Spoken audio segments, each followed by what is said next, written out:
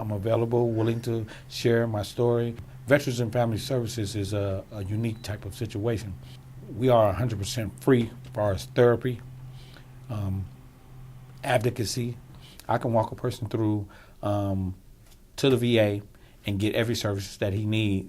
And if he's suffering from PTSD, he's anxious, so he may not get by himself all the understanding that he needs.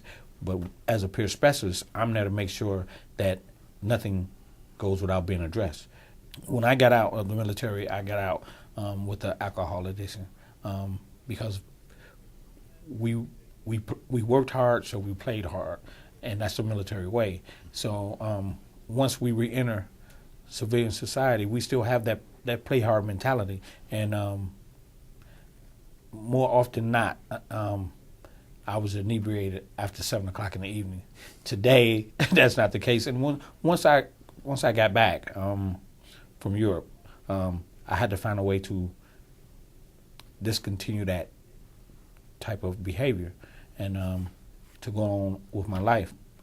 There's some moments in my life that grief was pretty much at the top of the list, and unfortunately, the way I dealt with it was self-medication. So substance played a part in my life, and the VA has some really good programs in place for the veteran, which I have utilized to my full advantage. And I've been drug-free for a number of years now. If your family is walking around you on eggshells, then the family is suffering. And the veteran doesn't really realize it, that everybody is tense around him. People function better when there's less stress in their life, when there's less substance that they can't manage or control. And to me, the bottom line is, if I can get through the day without any artificial help, yeah, I'm better off for it. Now, there's a kind of a stigma attached to seeking help from a lot of folks' point of view. They don't want to appear weak, or and they go on suffering.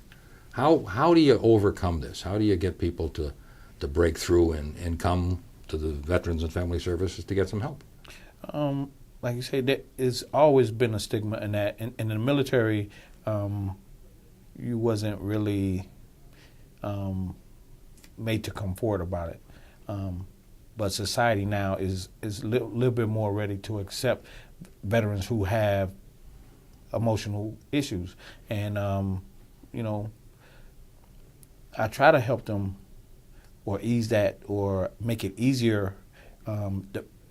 Today, the public is more willing to accept that that's part of the veteran, and the healthcare field is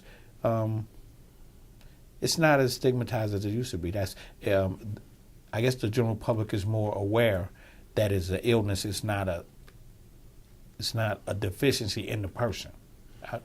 If that's that makes sense. That makes sense. Somebody watching this is maybe going through some of those things and wondering, should I seek help?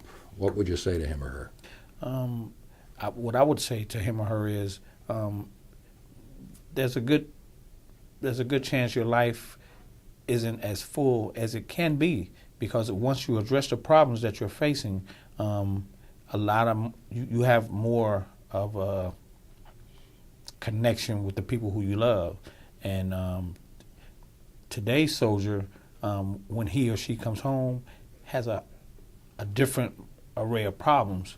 And even though we can help the soldier, in the past, the family element has been overlooked. But today, the family element is in the mix as Veterans and Family Services. So now when we help the veteran, we help his family, and then the whole family unit is better served in that way.